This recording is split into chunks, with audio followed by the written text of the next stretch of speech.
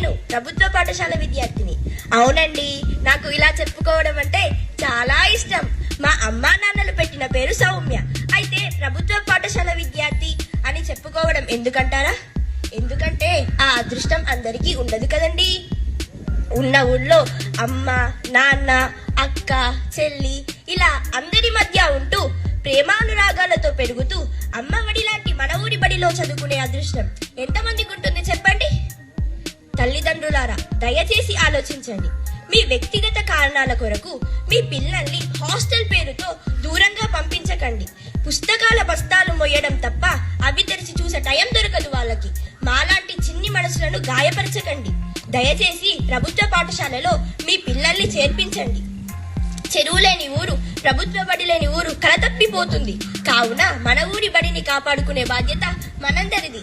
ఇక ఈ బడి విద్యార్థినైన నేను ఈ బడి గురించి 4 మాటలు మీతో పంచుకోవాలనుకుంటున్నాను.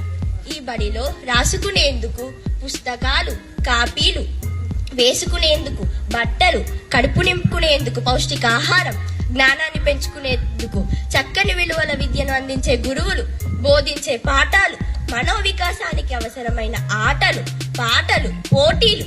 ఒకటేమిటి, ఇక్కడ లేనిది మరెక్కడా లేదంటే అతిశయోక్తి కాదండోయ్. ఇవన్నీ ఉచితమే సుమా.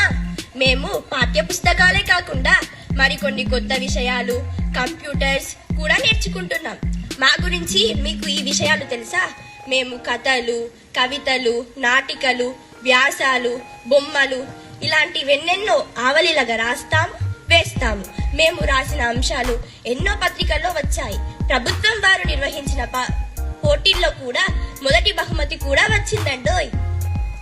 ఇవన్నీ విన్న తరువాత మీ పిల్లల్ని కూడా ఈ పాఠశాలలో చేర్పిస్తే బాగుంటుందనిపిస్తుంది కదూ.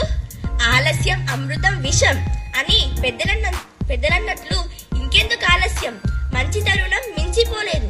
కావున మీ పిల్లల్ని ఈ ప్రభుత్వ పాఠశాలలో చేర్పించండి.